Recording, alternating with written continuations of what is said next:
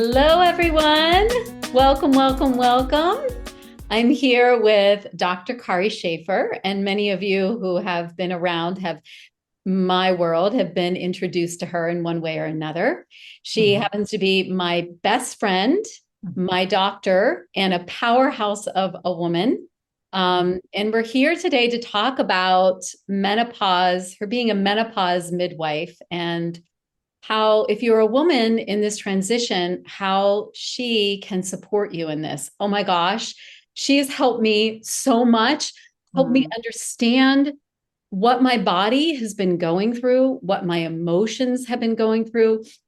She has filled me in a couple steps ahead of time on what was going on, which I didn't honestly take very well at the time. No. She placed it in like, this is what's going to happen. This is what is unwinding for you. And it was like, no, it's not happening to me.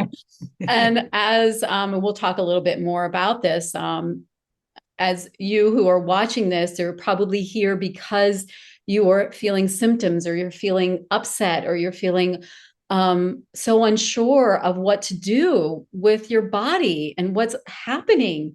And there's so much letting go. And so Kari, as this midwife through this experience, I'm hoping, and our intention, Kari and I's intention, is to give you some hope, give you a place where you can feel grounded and that you feel understood. So, yes. So I'm going to just read a little bit about Kari so you know a little bit about her. So Dr. Kari Schaefer, she's the founder of Menopause Midwife, and we're going to talk more about that. And her vision was born out of her own bumpy menopausal journey, brought on after one of her healthcare providers recommended she do an extreme detox at the age of 47. She brings over 23 years of experience as a healthcare provider, educator, lecturer, as well as her knowledge as a doctor of traditional Chinese medicine. She's creator of Body Stress Analysis, and she has a best-selling book, which is so good. It's called The Food Solution. And she has guided thousands of women, myself included, to identify and remove the barriers blocking them from feeling good so they can claim their wise woman and thrive in this third phase of their life. Yay. Yay, yay. Okay, Kari, so let's talk about this platform that you created called Menopause Midwife. And so tell us a little bit about your inspiration for creating So it this. was interesting because originally the platform sort of birthed as the Wise Woman Emerging, which is really what is happening during this phase. We're moving into a third phase of our life, of our biology, and things are shifting, right? And that could be some of the bumpiest, but what we're moving into, if you look back sort of tribally, when we're no longer biologically serving the function of procreation, of bringing forth life to ensure the survival of our tribe, right? We have a new role now. Our role is to ensure the survival of the tribe by teaching them how to survive. So we become the wise women, we become the teachers, we become the healers, we become midwives. We become the people that guide our tribe in how to survive. And that role has been all but lost. But as I was working with that, I realized that until we get our bodies figured out, you don't really care too much about your midwife. I mean, your wise woman, right? You're like, no. And so one day I was in meditation and this idea came forth of this menopause midwife.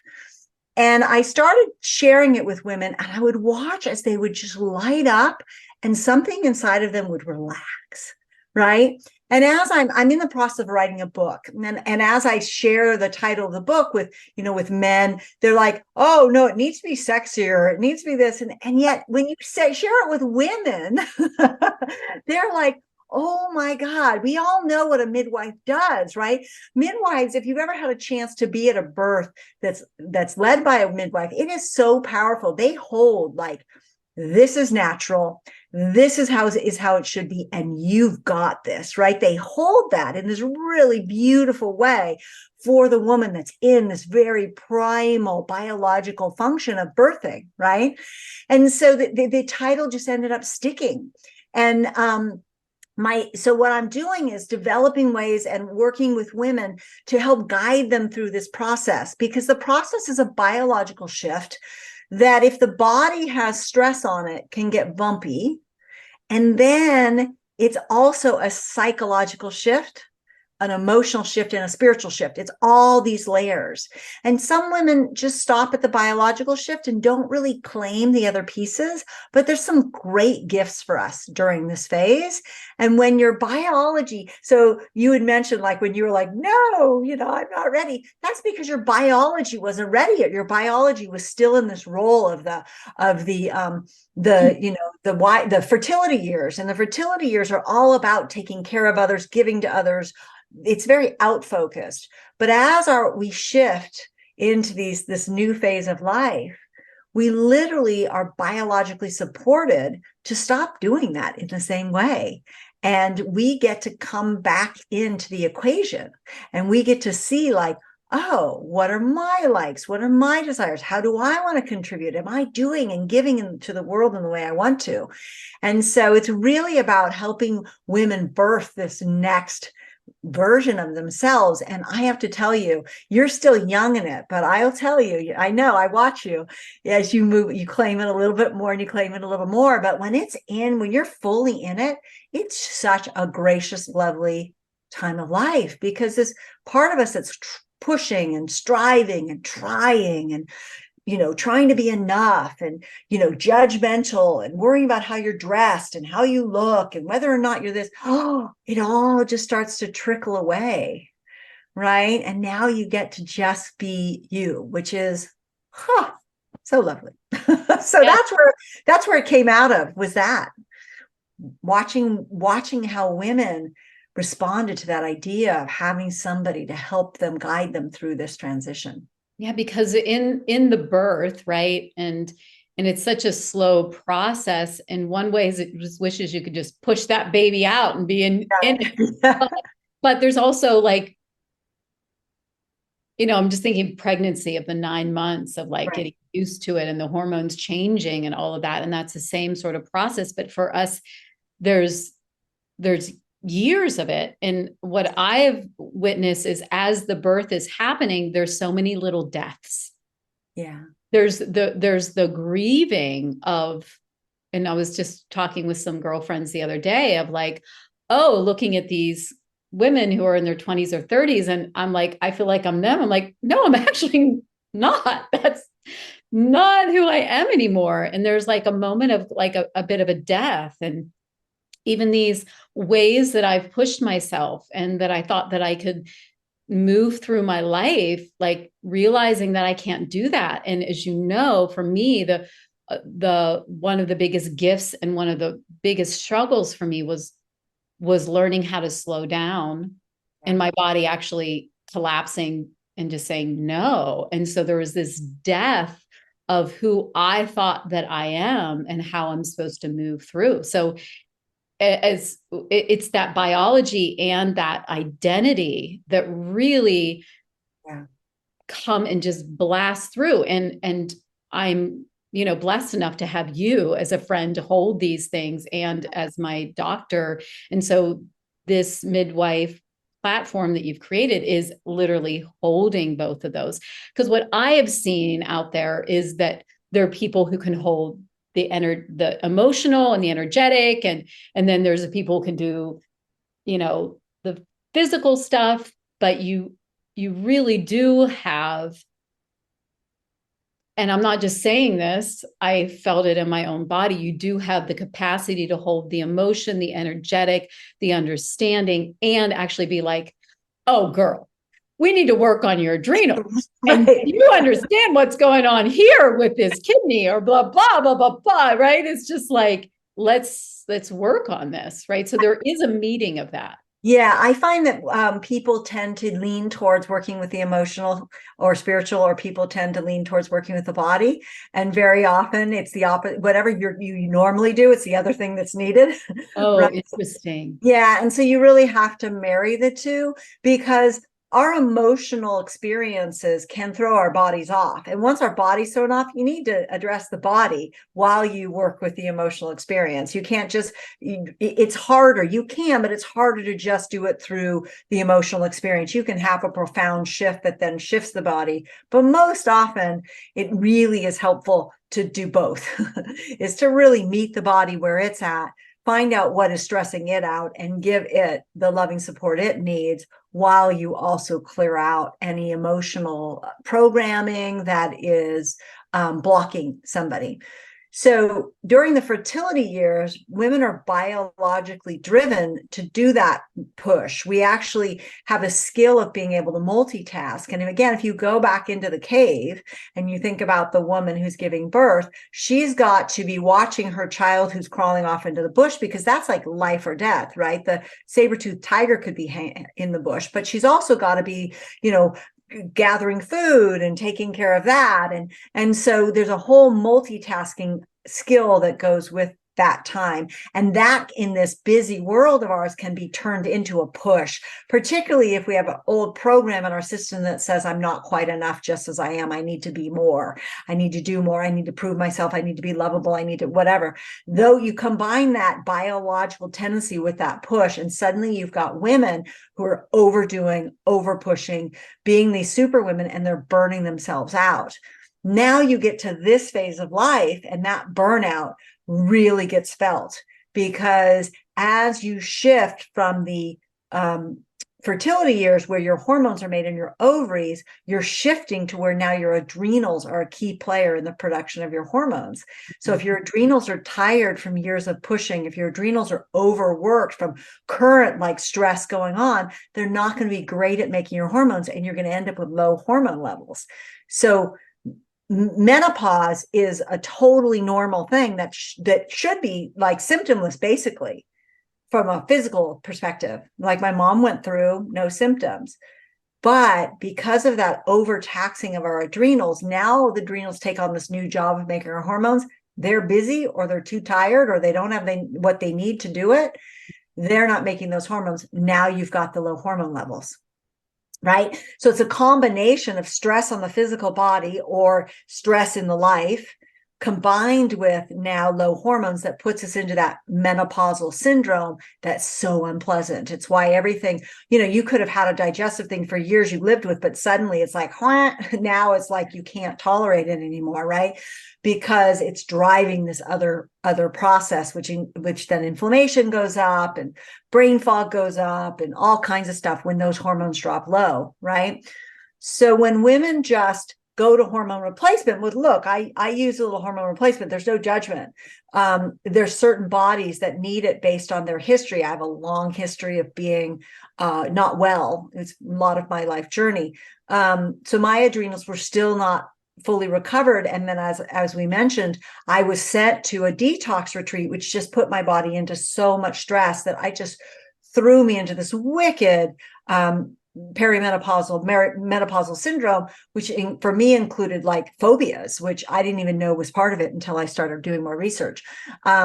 And that's not a good recommendation for a woman with my history who, yes, is feeling good now, but you don't put her body under a lot of stress at this time. It's one of the mistakes I see practitioners making, is they do drastic things, or they put women on at this age of life on intermittent fasting, which again, that just causes stress hormones to be produced when you're in the fasting state, and that just taxes your adrenals, and that can throw you into a menopausal syndrome. So it's this really vicious loop that can happen when we when our systems get stressed, right? And so everything during this time is about learning to live in a way that I say living in the black rather than in the red, living in a way that we're not spending more than we make every day.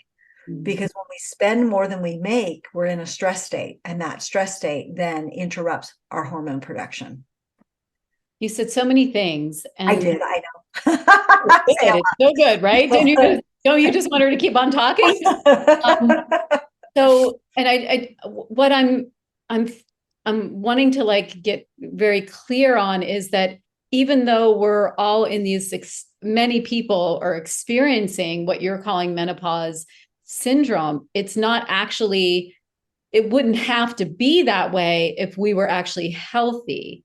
So the things that, like for me, when all of a sudden my health stuff came up, it was, the health stuff was always there. It's just my hormones weren't able to hold it anymore. Is that what you're So you saying? will, first of all, I don't want to say healthy because that implies that there's not health. So there's always health Right. there.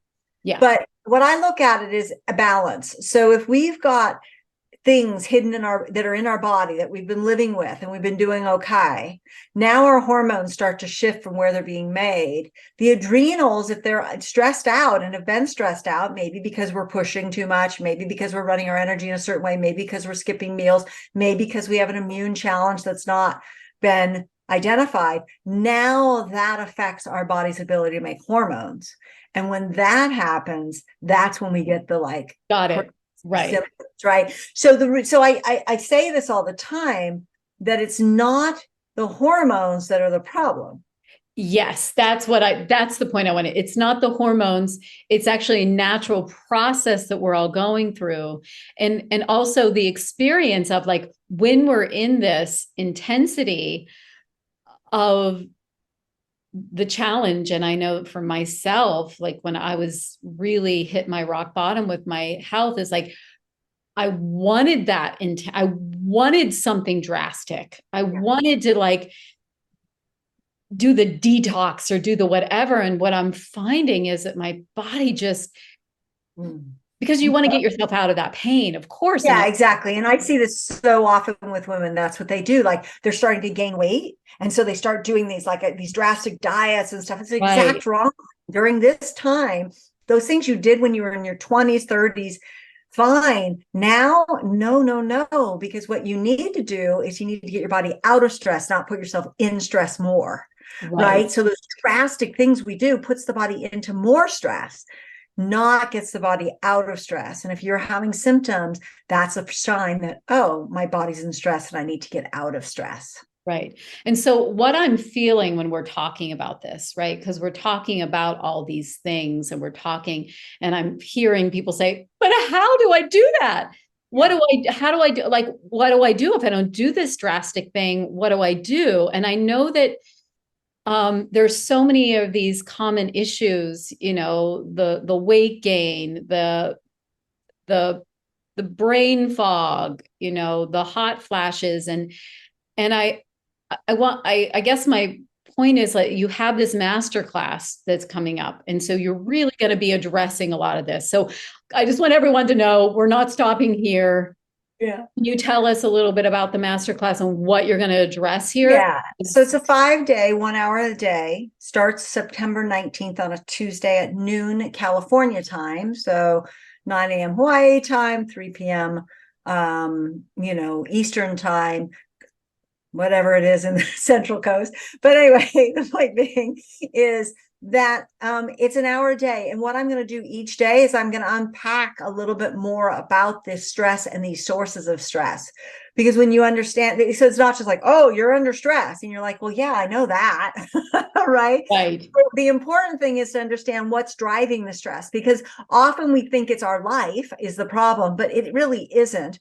Very often what's happening is our body is under stress. We are under stress. So we are reacting to our life in a stressful way, or we are making stressful choices in our life. Oh, interesting. Mm-hmm. So yes, we might have to alter what we do in our life, not run around as much, not schedule as many million things in the day, all of that. And it's really how we learn to navigate the stress with inside of us, right? How we smooth that out, that is the secret. And so each day we're going to go through some of the things that are causing stress. We will talk hormones because that's the big thing, but I don't talk hormones until the second to last day because everybody thinks hormones. And I'm telling you, hormones aren't the problem. They're the results of the problem.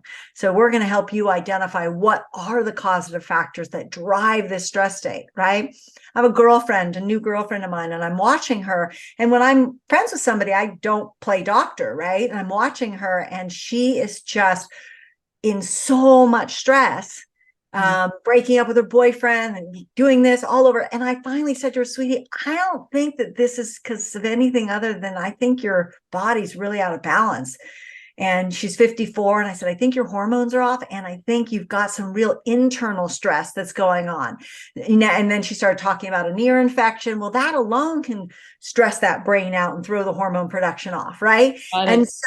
so it's the underlying things that are driving the stress response, not usually not even the people that we're responding to, because if we're calm, we know what to do. We're like, oh yeah, this relationship, yes, we stay. This relationship, I'm not sure yet. Or this, but when we're not calm, we're like, oh my God, all our fight or flight is activated. And what if I make the wrong choice? And everything seems like this big, huge deal, like she was on her way out of the country for 5 days on this romantic weekend. And you would have thought she was going to the guillotine, like, it's like really high Interesting. level of stress about that decision. Should I go? Should I not? I'm like, just go. Like, you'll learn. Just go. Right. Anyway, so yeah, that's really the secret, is that. And so this 5-day masterclass is going to go through and really help women understand this at that next level so that they can be empowered. Empowerment really makes us feel powerful. It makes us feel like we know where we're going and what we're doing. When we're in that scared fear, because so many women reach out to me scared that they're getting Alzheimer's, or Right. their weight is just out of control and they can't Yes. figure it out. Or by the way, the weight piece, there's like 7 factors that play a role in that Okay. weight So piece. you'll address that. I know I that's won't go through all of the different right. factors, but I'll definitely go through, like, you'll get an understanding of the pieces. But I did a whole summit on just weight. So it's really designed so that women can go, Okay. okay, it's okay. I'm not feeling great right now, but I'm okay. I'm safe and I can get there, because the fear itself drives so much of the No, stress, it right? so does. And Yeah. so will you have like a Q&A? Will you have where people can ask? Yeah, so my intention is to do a bit of teaching each day with some Q&A each day. I may not get to Q&A every day, depending on how Right. much we're teaching, but definitely that last day, I'm going to do a special training that is one of the first places women need to start to get themselves feeling better. And then definitely we're going to have time for Q&A. The whole point is for women to get those questions answered. And if whether or not I do live Q&A, they can send the questions in and we will answer them, but definitely getting women's questions answered, because that's so important to helping that nervous system just relax, right? It's just like birth. Birth is a really scary thing, right? But if you've got that midwife there that's done it a million times, that knows that it can go well, holding that truth for you, you can relax into that, right? And it's the same thing, wanting to give women a place to lean into, to relax, and to know everything is as it should be. And if things are bumpy, that we just need to figure out why and help get things back to as they should be, right? Yeah. So I just want everyone just take a moment to really feel into the intentionality around what Kari has created, and Mm. really the wisdom and the understanding of like where you are right now, like that place that you're in, the pain that you're in, the experience that you're in, like just feeling that you're understood, that you're heard, that there's a place for you for answers. You're not crazy. um this is a process of growth, and that really Kari in her knowledge and this masterclass is really going to hold you in that. So kind of chokes me up when I just feel into the power Oh. of that. And so I guess what I'd like to do to end our conversation, Kari, is to talk about the excitement of the wise woman and the things that we get, the feeling, like we were talking a little bit about it before, but like I can speak to it in myself, but what is this that we, after going through all this, What do we get? what Why is we get, we're not getting the baby. What are we getting? it? Like, at least I want to get something good out of this. Well, I remember, Marla, the call I got from you when you did what I call claiming your sacred no. Do you remember that? I do. So one of the things that we get back is our need to please everybody else all the time. And I call it getting back our sacred no, where we start to gain the ability to say, you know what? No, I'm not going to do that. And sometimes that can be uncomfortable at first. But when it comes from that wisdom place inside of us, we can rest in the fact that that no is in the highest for us, but also in highest for the other person as well. We get back our energy because we're not so during the fertility years, we're actually driven to, like I said, to focus outside of ourselves because biologically we're looking to find a mate and procreate biologically. That creates a lot of energy out. Got to find a mate, got to keep the mate happy. We got to all this out, out, out. Now, if we aren't courting a mate and we're not having children, we do that with our bosses. We do that with our clients. It's this energy out. We come back in and we come back to center. We don't at first, we might mourn that attractive thing that changes because there's a element when women are fertile, their face get more symmetrical and they start producing certain chemicals that make them more attractive to the outside world. But we stop doing that. And that at first feels weird. I have all these beautiful women that are like, Kari, what's wrong? I walk into a room and nobody notices anymore, And I remember I went through that, but there's a peace in that when you finally settle into the fact that you're still just as beautiful. You're just you're not calling that same kind of energy, but ultimately it's like, not really, if you think about it, it's kind of a relief, I was just going to say, it's such a relief. relief, right? Ah, Yeah, right. yeah. Yeah. I mean, I remember when I was younger, men would literally come up and like touch me, like a salesman in the store, and you're like, what? And I had no ability to like navigate that. I was like, nowadays it would just be like, yeah, no, back off. So, and then we get our resources back, every month, our energy, our blood, our life force, our chi is going towards creating the space for a baby. And then every month we don't have a baby, we're losing those resources. All of that comes back to us. Oh, I never really thought of it like that. I don't know why, but Yeah, it all comes back to us. So, the cycle, the this and that's not to say that you don't still have some sort of a cycle, but it's different. You're not like giving it all away to everybody else in giving it away to this idea of procreation anymore. It all comes back and we get to like, so many women I know that go through it are like, I don't want my period to stop. And then once they get in and it stops and they're like, oh, this is good. Like no more like carrying all that stuff with you and no more worrying about pregnancy and no more, so there can be some ups and downs. If you're wanting a child and you haven't had one, that was my case. You have a moment of mourning, but I'll also tell you something really beautiful. For me, that just when my hormones shifted, that just turned off. It just was right. off. Right. And now I was like, wow, look at this. I get to like travel the world and I get to, and so nature is so gracious and lovely. And so there's a real graciousness to it. And you just settle into yourself in a new way and stop, like I said, stop worrying so much about what you're wearing or what, how you, whatever, and just start to be enough, just enough as you are. And so it's just lovely. And for those ladies out there that are still single and like, oh, but I still want to be attractive, or I met my husband at 45 and he's amazing and we have a beautiful relationship, and I'm so glad we met later in life because he had to grow up and I had to grow up.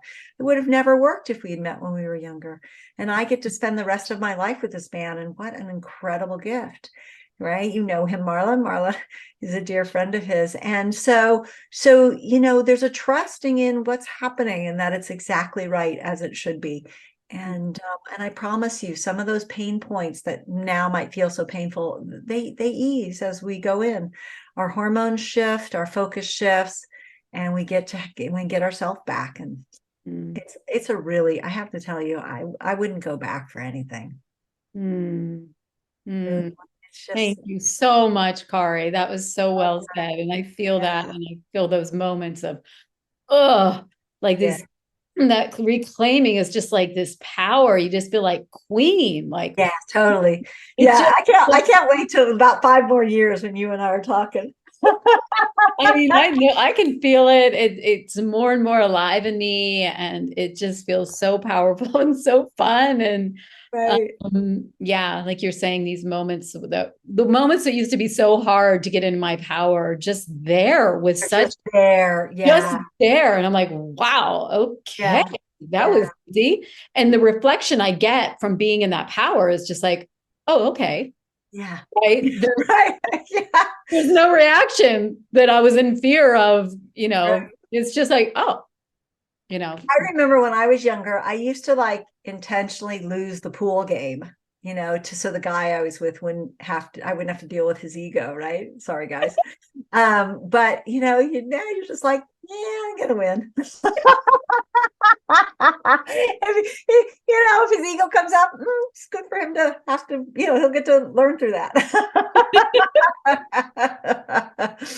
It's a good time. yeah, good. So again, my goal is that we help balance out women's bodies so that they can feel, because I tell you, when I was crazy, I went through crazies. When I didn't, I wasn't feeling this way. I was like, what's going on? Right. Yeah. Well, you didn't, yeah. I mean, you had yourself, but you weren't in this place yet. So it's Yeah, good.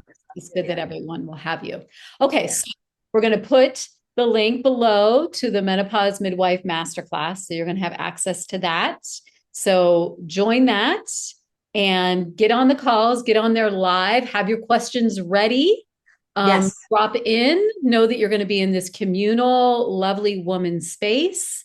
And I'm so excited and happy to share this with you and for you to jump in. Me Yay. too. I look forward to meeting as many of you as this calls to. Yes. So, sending you all Bye, so much. everyone. Thank you Bye. so much, Kari. Bye.